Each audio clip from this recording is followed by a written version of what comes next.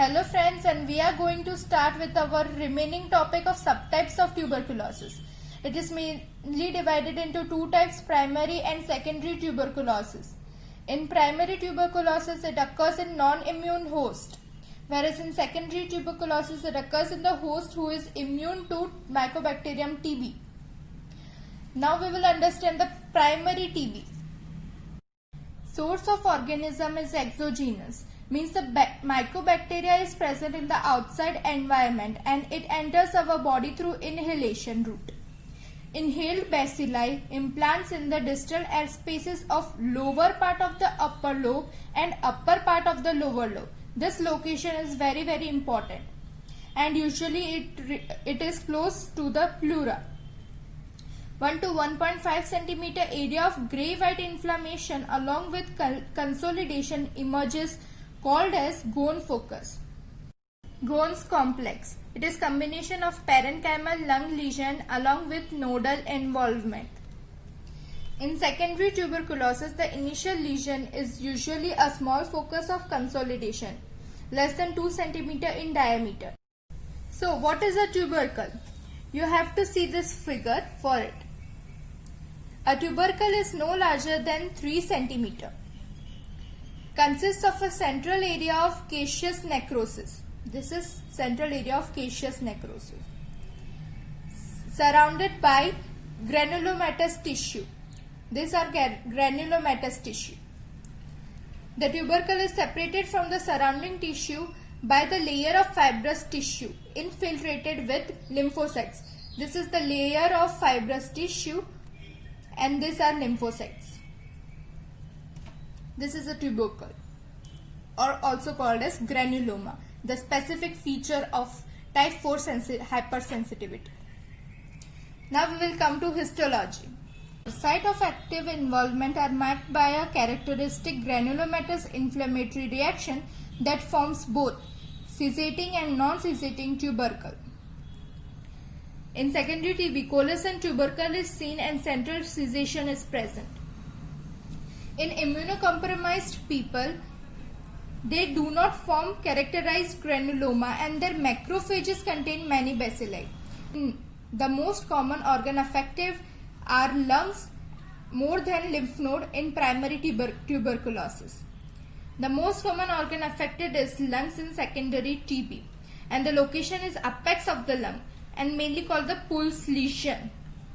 The Simon's focus is hematogenous dissemination to apex of the lung, whereas the Usman's focus is infraclavicular lesion. Fate of primary TB.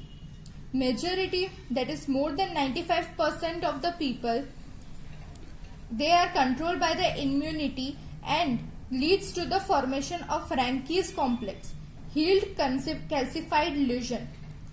And the primary tuberculosis is mainly seen in children, whereas secondary tuberculosis is mainly seen in adults. Pathophysiology of primary pulmonary tuberculosis. In first 3 weeks, the mycobacterium enters in our airways through inhalational route. Then through the receptors, it enters the alveolar macrophage. But Mycobacterium TB blocks the formation of phagolysosome and hence it replicates unchecked within the vesicle. Hence unchecked bacillary proliferation occurs. Now, primary pulmonary tuberculosis after 3 weeks. The Th1 response is senior. These are alveolar macrophage with class 2 MHC receptor. These are T cells with T cell receptor, and in between that Mycobacterium TB antigen is there. It releases interleukin 12 that will stimulate T cells and thus produces Th1 response. The Th1 basically releases interferon gamma and through that it increases nitric oxide synthase in the cells. The high nitric oxide and the free radicals will do the bactericidal activity and hence it is called the activated macrophage. Then it releases tumor necrosis factor and chemokines that will result in the formation of epithelioid granuloma. Some other forms of TB. Progressive pulmonary TB. It occurs in older adults and immunosuppressed people. The apical lesion expands into the adjacent lung and eventually it erodes into the bronchi and vessels. By eroding the bronchi and the vessels, hemoptysis is seen. Biliary pulmonary tuberculosis. It occurs when the organism draining through the lymphatics enters the venous blood and circulates back to the lung.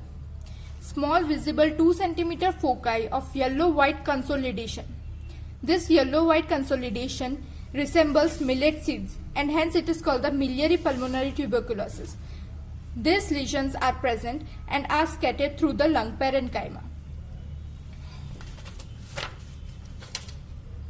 Clinical features of tuberculosis.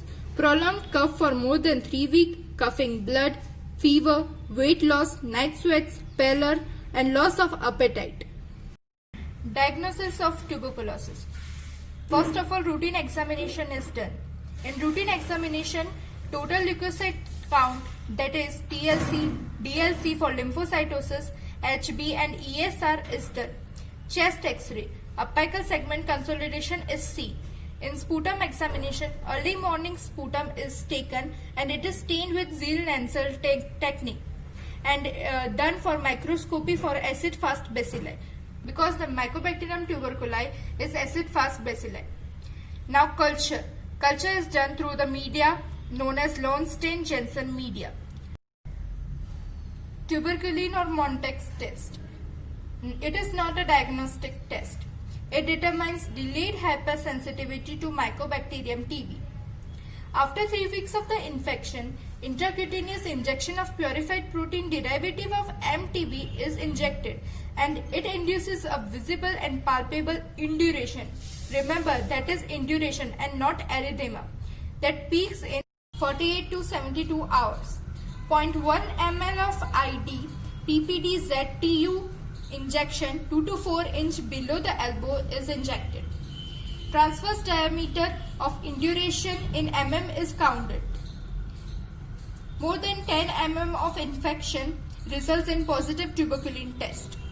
Reaction can be due to infection with tubercle bacilli, cross sensitivity to environment Mycobacterium, or can be due to BCG induced sensitivity. Hence, it is not a diagnostic test. Thus, it does not differentiate between the infection and the active disease.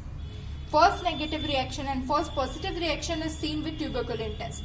False negative reaction in certain viral infections, sarcoidosis, malnutrition, Hodgkin's lymphoma and immunosuppression.